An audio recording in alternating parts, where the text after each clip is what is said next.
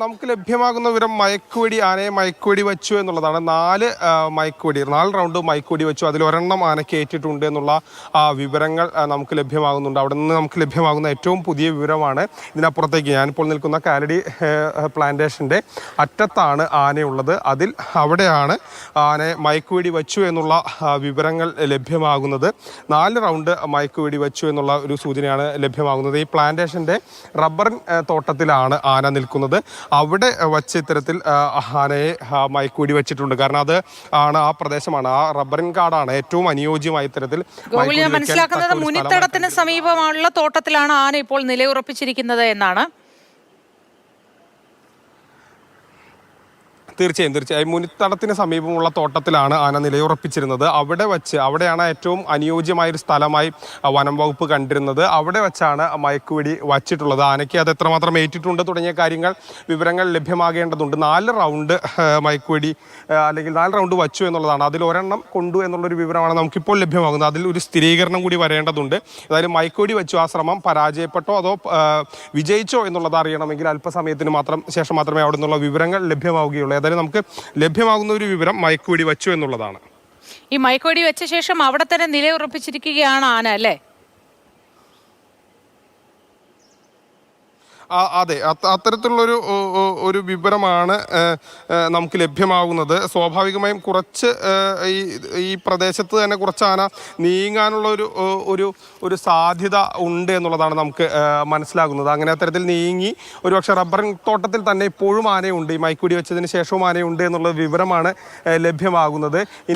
വളരെ അടുത്ത് തന്നെ ഈ മയക്കുവെടി വെക്കാൻ എത്തിയ ദൗത്യ സംഘമുള്ളത് നമുക്ക് കാണാം. ആന അവിടെ തന്നെ നിൽക്കുന്നുണ്ട്. അസ്വസ്ഥനായി അങ്ങോട്ടും ഇങ്ങോട്ടും നടക്കുന്നതൊഴിച്ചാൽ മറ്റ് പ്രശ്നങ്ങളിൽ കാണുന്നില്ല ദൃശ്യങ്ങളിൽ. പക്ഷേ നിലവിൽ എന്താണ് അവസ്ഥ എന്ന് അറിയേണ്ടിയിരിക്കുന്നു. കൂടുതൽ വിവരങ്ങൾ നമുക്ക് ലഭ്യമായിക്കൊണ്ടിരിക്കുന്നതേ ഉള്ളൂ. ആന നിരന്തരമായി ദേഹത്തേക്ക് മണ്ണ് വാരി ഇട്ടുകൊണ്ടിരിക്കുകയാണ് ഇപ്പോഴും. ആ ദൃശ്യങ്ങൾ പ്രേക്ഷകർക്ക് കാണാനാവും. വളരെ അടുത്ത് തന്നെ ദൗത്യ സംഘമുണ്ട്. മയക്കുവെടി വെച്ചിട്ടുണ്ട്. 4 റൗണ്ട് വെടിവെച്ചു. അതിൽ മയക്കുവെടി കൊണ്ടോ ഇപ്പോഴത്തെ ആനയുടെ അവസ്ഥ എന്താണ് എന്നത് അറിയേണ്ടിയിരിക്കുന്നു. ഗോകുൽ, തുടരൂ.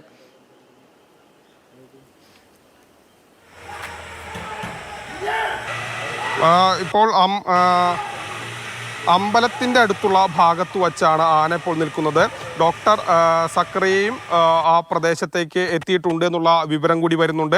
മയക്കുവെടി വെച്ചു എന്നുള്ള ഔദ്യോഗിക സ്ഥിരീകരണം കൂടി വരുന്നു. അതോടൊപ്പം തന്നെ അമ്പലത്തിൻ്റെ മേഖലയിൽ ഇവിടെ നിന്ന് പോയി കഴിഞ്ഞാൽ ഏകദേശം ഒരു കിലോമീറ്റർ അപ്പുറത്തൊരു അമ്പലമുള്ളൊരു പ്രദേശമുണ്ട്. ആ ഭാഗത്താണ് ആന മയക്കുവെടിയേറ്റ് നിൽക്കുന്നത്. ഡോക്ടർ അരുൺ സക്കറിയുടെ നേതൃത്വത്തിലുള്ള സംഘം ആനയുടെ അടുത്തേക്ക് എത്തിയിട്ടുണ്ട്. ഇപ്പോൾ ഈ വഴിയുള്ള ഗതാഗതം പൂർണ്ണമായും തന്നെ നിരോധിക്കുന്ന രീതിയിലേക്ക് അല്ലെങ്കിൽ തടയുന്ന രീതിയിലേക്ക് എത്തിയിട്ടുണ്ട്. കാരണം ഈ പ്രദേശത്താണ്, ഈ വഴിയുടെ സമീപത്താണ് ആന ഇപ്പോൾ നിൽക്കുന്നത്.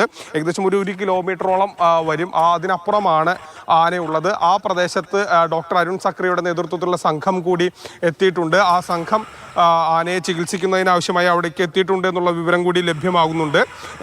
മയക്കുവെടി വച്ചു ആന അമ്പലത്തിൻ്റെ ഭാഗത്ത്, ഈ പ്രദേശത്തുള്ള അമ്പലത്തിൻ്റെ ഭാഗത്ത് തളർന്നു നിൽക്കുന്നു അല്ലെങ്കിൽ മയങ്ങി നിൽക്കുന്നു എന്നുള്ള വിവരമാണ് ലഭ്യമാകുന്നത്. 4 റൗണ്ട് മയക്കുവെടി വെച്ചു. അതിൽ 1 റൗണ്ട് മയക്കുവെടി ആനയ്ക്കേറ്റു.